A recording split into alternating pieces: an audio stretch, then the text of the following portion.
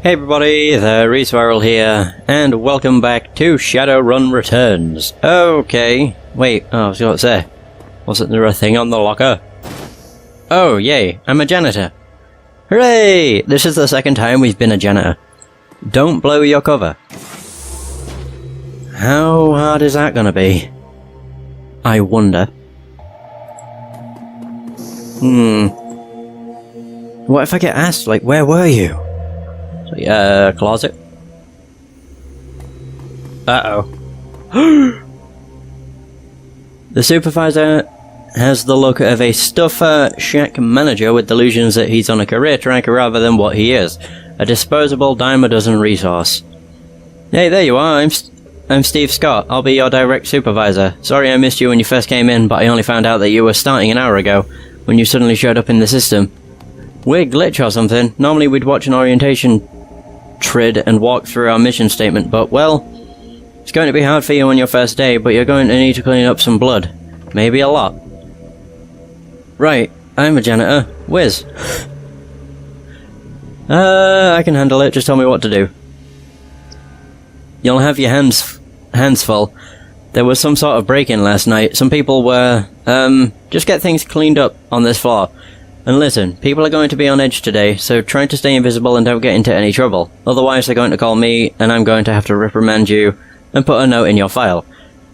Straighten up this floor and stay out of trouble. Got it.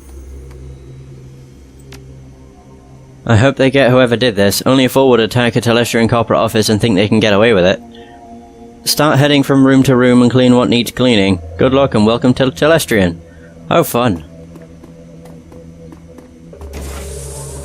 So I'm guessing the way you would blow your cover would be if you fucked up and said something you shouldn't have.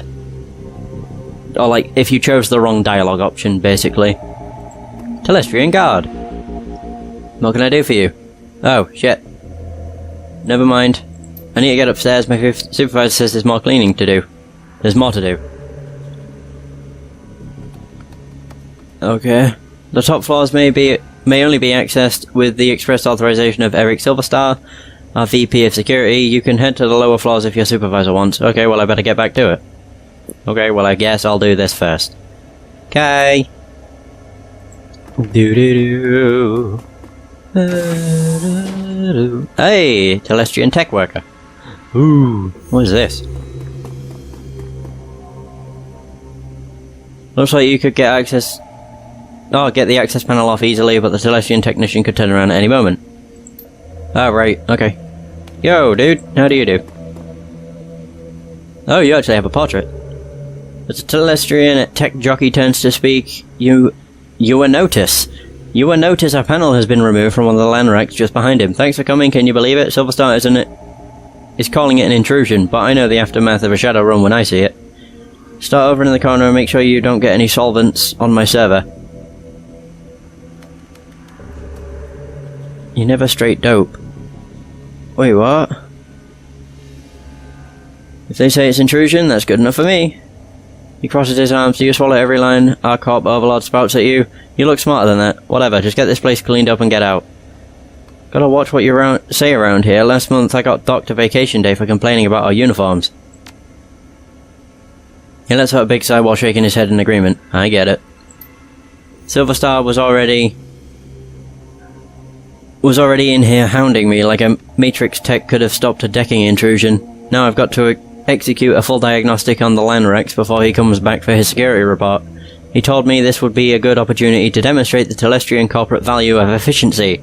I think his investigation is going to be more about who to pin this on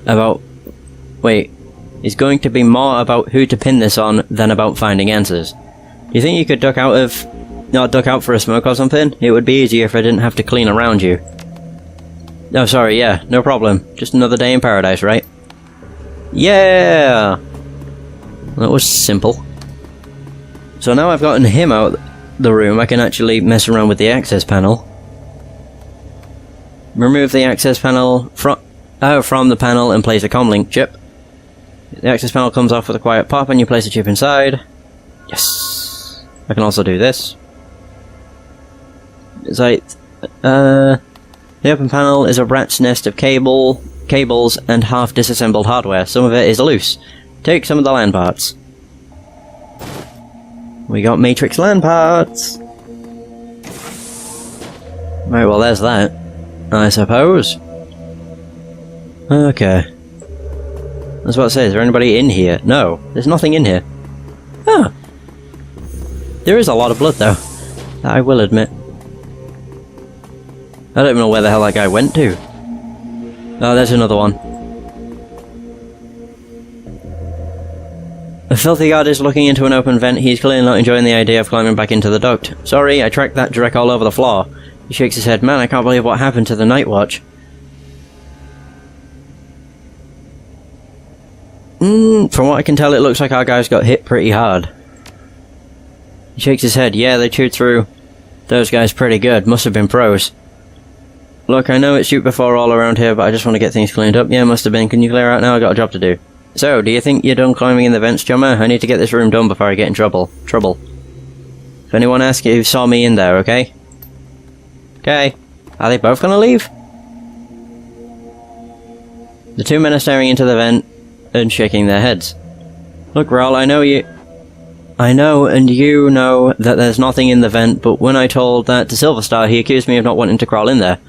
Said it was letting the company down by not displaying the corporate value of duty. The suits sure love their mission statement and all that dreck, but today isn't the day for Telestrians corp duty above all crap. Several of us did the ultimate duty last night. I guess we should just be happy Mr. Telestrian isn't in today. Just get in there and take another look. I've got to go upstairs and report. Oh, wait. I think it's because I spoke to him before anything else. Oh dear. Okay, now he's leaving. Okay, that's fine. I thought that was going to cock up everything, but it didn't, thankfully. Time to place another comlink. Hey! Sweet. More karma! This is pretty cool, being undercover and all this. Oh yeah, it's this room. Here's the last one. I have to say at this point it's not looking good. I don't know how it happened. Nonetheless, our records show this terminal was left unsecured in direct contravention of Telestrian corporate policy. You failed in your duty. I know it's duty above all for you security types, but I am the victim here, I swear. Perhaps when Mr. Silverstar gets his next promotion, that will become a value for you data pushers as well. Right now it seems your value is clock out early and ignore my responsibilities. Don't go anywhere, I need to take my report to Eric.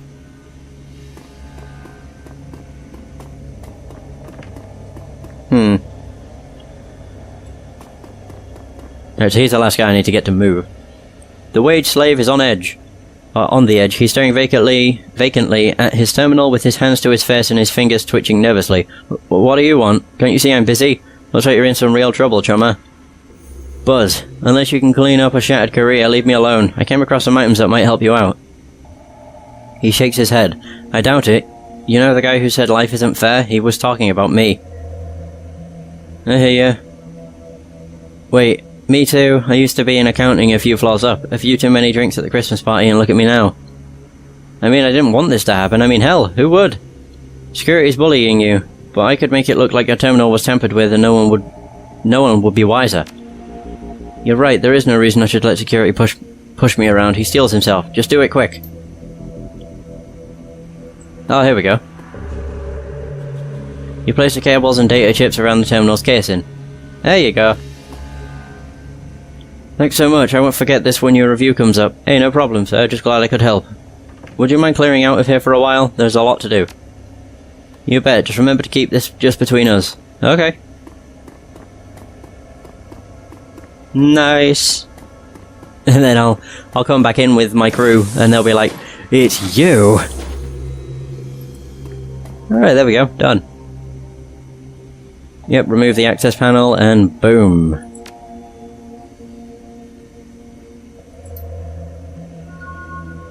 That's all of them. Yep, plant the chips to get to Eric Silverstar's office. So what's over here? Oh, this is literally nothing. Could I go and talk to the guard? Of course I can. I am sprinting for my life. Right, I need to get upstairs. The top floors may only be accessed with the express authorization of Eric Silverstar, VP. Okay. Hey, I found all these chips on some of the Matrix switch boxes. Is that important? The guard thinks for a moment and activates his comlink. He turns his back on you and has a brief conversation, then he turns back. Mr. Silverstar wants to see you in his office immediately. Oh dear. This doesn't sound good, but at the same time... Alright. Now we've finished that one. Collecting the sample. The brutish dog-eat-dog existence of a slum dweller is a far cry from the quiet desperation and existential nothingness of a corporate wage slave. Yet after your time at Telestrian Industries, it's unclear which is more bleak. The elevator rises smoothly, its blunderized music assaulting you once again as you ascend to the executive floor. And your goal. Yeah, as we ascend to our goal is, I think, what it means. Oh, bloody hell. This place got fucked up. I wonder if they'll know it's me. Maybe. I doubt it, but they also might. Hello. There you are. It seems that some of my best are letting me down, and it's good to see that you're displaying one of the most important of my 3 key values. Well, it's duty above all, right? He laughs. Well, yes, that is the first value. And I'm glad more than those outside of security follow it, and from a janitor no less. No, I am speaking of my third and final value of vigilance, which seems to be sorely lacking around here. I'll just say, thank you, sir. Well, rewards and punishments must be given where required. Now please start filling out the report on the datapad, and I'm afraid I must ask you not to sit in my chair given your attire. I need to go head downstairs and investigate your findings. I'll be right back. Ah, okay. Awesome. Your comlink begins to ring, you pick up. So, these paintings must be what all those expensive deliveries were. We don't have much time, I am tracking Silverstar, he's already stepping off the elevator. I don't think your disguise will hold up much longer. I'll update you on his movements. Hurry, mon ami. Oh wow, there's a lot of stuff. Okay, the painting is of a small lighthouse in intense storm at night, perched on a rocky outcropping. Its light stabs out into the darkness. The plaque reads, Vigilance. Okay. Push the frame. The frame around the painting of the lighthouse pops back out. Ah, wait, never mind. Leave it alone. Okay, this painting shows a wild mountain landscape with clouds ringing lofty peaks. The plaque reads, Independence. So, push the frame. He has a few guards and a tech worker and a very nervous wage slave gathered in the boardroom and is beginning to question them. Oh, great. Right, so that did nothing. There is an open bottle of expensive scotch, and a single glass that appears to be half empty, and a half-smoked cigar. Okay. You can see there's a secret room back here. This is a photorealistic painting of 5 massive harvesters in Telestrian colours in a staggered formation, cutting a swath across a rippling field of wheat. The plaque reads, Unity. Push the frame. Pops back out. Okay, try this one. Depiction is a clock tower at a train station in downtown Portland. In the tier, the plaque reads, Efficiency. Push the frame. He's finished interviewing a Matrix tech and is now talking sternly to a pair of guards. Oh wait, do I need to do these in an order? I think I do. Yeah! I definitely do. It's like what his values are, I think. This shows a profile of 3 elves in Telestrian security uniforms looking upward at a flag flying the Telestrian logo. The plaque reads, Duty. Push the frame. There, one slides in. Okay, so it's duty, efficiency. Yeah. Now he is talking to a wage slave. This is not going well. They are raising their voices. Right, okay. So it was duty, efficiency, not unity. It's vigilance is the third one. That's independence. Leave it alone.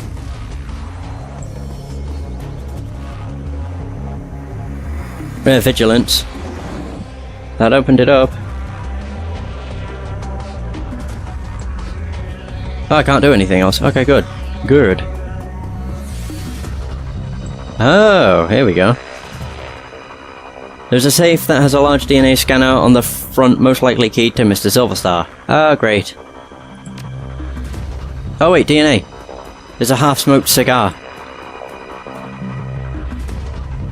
Pick up the half-smoked cigar, because it has his DNA. So we can use the cigar to open the safe. Put the moist end of the cigar on the DNA scanner. With a click and a faint hiss of escaping air, the safe opens. Take the sample. Great work, mon ami. The time for stealth has passed. It has set off every alarm in the system, but I have unlocked the executive elevator and your path is clear. Head to the elevator and make your escape. Great. Right, cool. We did it. Hallelujah. Whoo, boy. Oh, shit. Oh god, there's people there. Oh dear. Hey, this is a restricted area. You can't go in there. You're not going to stop me though, are you? Oh, we're having to go over here. Right. Cool. Well, that went pretty smoothly. Yeah, we did it. Yay! Uh-oh. Oh, great. Detective McCluskey stands smirking, surrounded by armed and twitchy Lone Star officers. Good morning, moron. Good morning, Detective McCluskey. It's a fine day for police corruption, isn't it?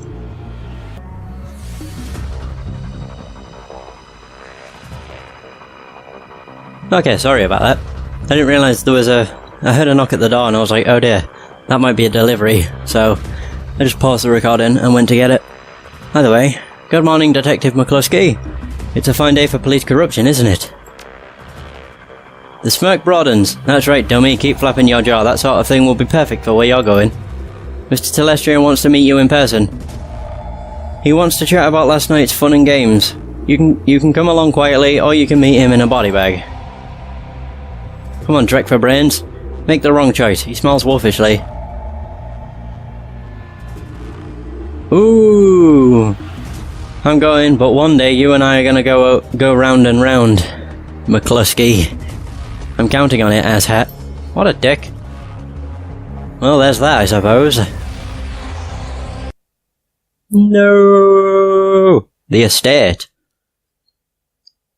From the floor of the Lone Star Cruiser, you watch the tops of the downtown corridor's office buildings disappear, replaced by the grey overcast over the I-90 bridge, the nylon restraints binding your wrists and ankles, along with McCluskey's whistling to the radio, make for an unpleasant ride. A half hour later, the cruiser hits a smooth patch of road, and a magnificent mansion fills your view.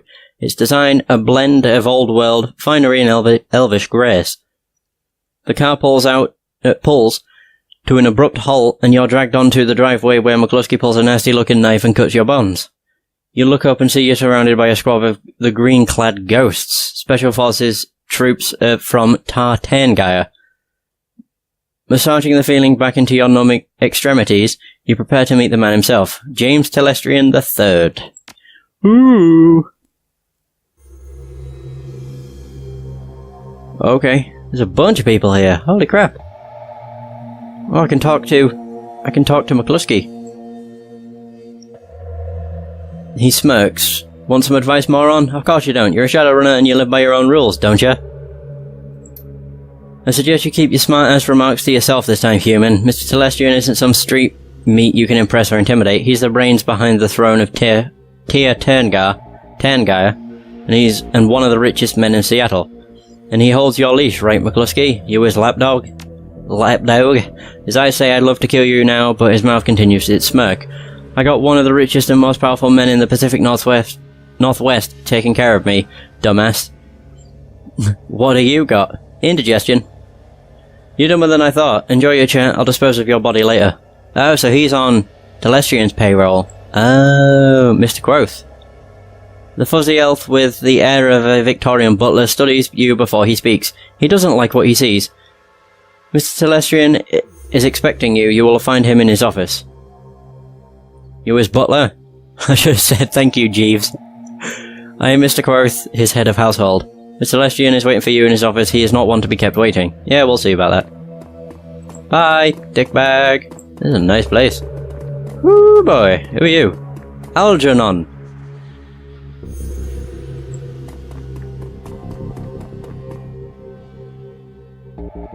Oh. There's a twinkle in Algernon's eye that wasn't there when you spoke at the Seamstresses Union. It's good to see you again. There is much to do. Okay, my magical friend, explain yourself.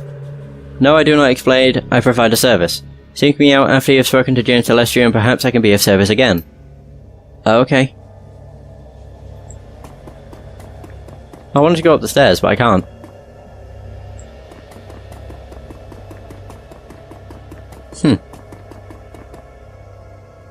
I was about to say, where the hell is he? James Celestrian, of course he's an elf. Oh god. Look at that face. God, I just like sliced my finger on my laptop. That hurt. As you approach, James Celestrian looks up from the computer screen built into the surface of his desk and assesses you. Calculating and cold. A practiced smile comes to his face. He vibes a kind of rich you don't get from Trivid. It's not the clothing or trappings or the bow before your betters mention. It's something else. The feeling that you're being categorized as a resource or a liability or a pawn. No, don't pawn me against my friends. I won't. I have been reviewing the result of your visit to my Seattle office last night. Admit, they are impressive. You have generated a considerable amount of damage to my office complex, killed or wounded many of my security personnel, and cost my Vice President of Security his job. In 24 hours, you have accumulated quite a bill with me, sir. How do you intend to settle your debt?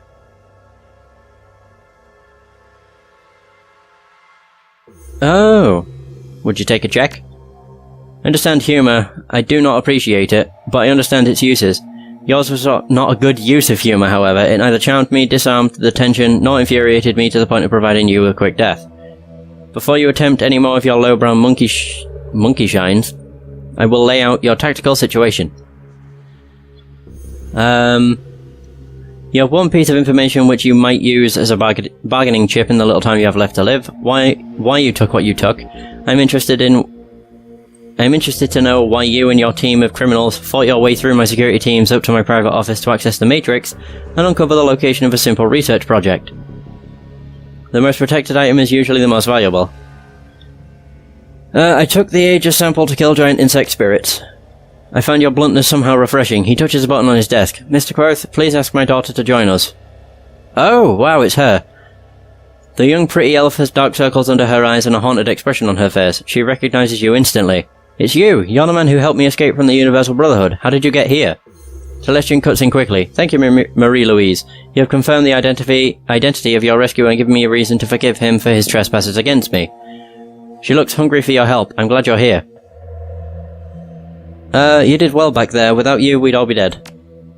She closes her eyes. Thank you, but I'm not sure that death wouldn't be better than this. I can't sleep at all. I'm afraid that this is a dream, and that I'll wake up and still be there with the bugs.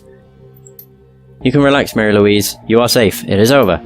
No, it won't be over until they're all dead. She shudders. You didn't see them. You don't understand. You and those men you flew in here. All you do is talk. It's just like you and you to form a committee, Father. I knew that someone had to take action. That's why I got Hakim involved. The already called exterior on James Telestrian turns to ice. I see. It was you and your crippled little friend who leaked Aegis to this man. We will speak of it later, in private. Now then. There are people I wish you to meet. The committee my daughter alluded to. This is a rare opportunity for a man of the street such as yourself. I urge you to behave. We will adjourn to the library. Sounds like I don't have much of a choice. Not if you wish to draw another breath, no. Great! Fun. Whoa, I'm in the library now. So, there is a weight in Telestrian's library, a sense of magnitude and of purpose. You are no longer in the presence of mere wealth, you are in the presence of history. Ooh! Whoa. Ladies and gentlemen, this is TRW. He is the human who saved my daughter and the only one who has faced our common enemy in combat. Herr Brackhaus, what does the representative of Great Dragon Loftwire have to tell us about the magical insect this Shadowrunner uncovered? You look like Geralt. Kind of. Brackhouse speaks slowly with a deep, melodious German accent. He takes his time, accentuating each word, relishing each vowel and each consonant, tasting them as if they were a delicacy. My lord Lothwire has witnessed the insect spirit's physical manifestation before, roughly 9,000 years ago. As you are aware, magic ebbs and flows from the earth, cycling from peak to peak over the course of 5,200 years. As the level of magic grows, Hans dear, I love you, but you could babble on forever, and I believe time is of the essence. The painted elf addresses you. TRW, is it? Delighted. The bug you fought was not mere a magically awakened animal like a wyvern or a hydra, or anything in the sixth world. In fact, it isn't from this world at all. It's the physical embodiment of an insect spirit from another plane of existence. Who the hell are you and why are you dressed like that? I imagine that moving from one plane of existence to another isn't easy. Correct. Perhaps Das German can tell you all about it at length someday. He's got plenty of time to chit-chat. Now, an insect spirit can't simply thumb a ride through astral space and show up on Earth late for dinner, dinner in this case being us. 2 elements are required to bring one across the void. A shaman and a host. First, the spirit calls upon a shaman, often in dreams. The spirit seduces the shaman with promises of great power. The shaman then accepts the spirit as his totem. Next, the insect spirit requires a suitable host.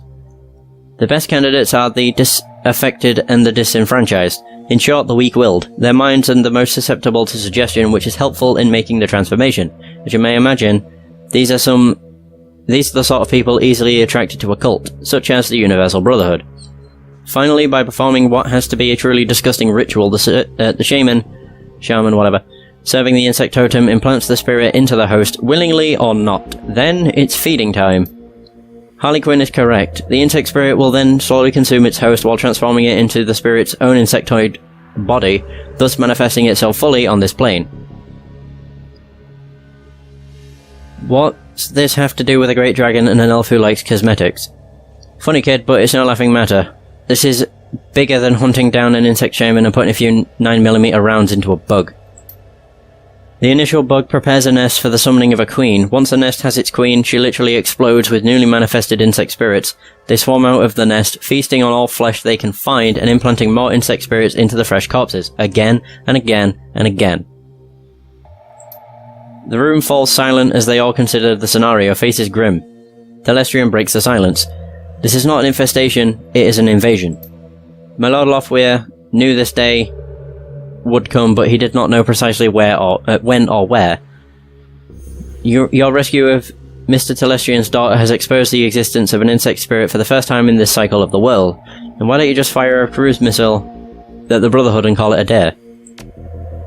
You have engaged the enemy, you know why. The insect spirit is the only resident in the transformed host's body. Conventional weapons can hurt the body and expose the spirit, but the spirit itself exists on 2 planes. It cannot be protected by mundane means, hence Project Aegis. Herr Telestrian's biotechnology and agricultural divisions worked with my Lord Lothwire's thaumaturgical engineers and designed Project Aegis to destroy an insect spirit once it is released from its host. The formula, a fluorescing astral bacteria strain, exists in the physical and astral plane at once, and can thus affect the insect spirit. Now that was a mouthful. Did you memorize it, or are you reading it off of index cards? My director of R&D, Diane Ravenwood, will explain how Project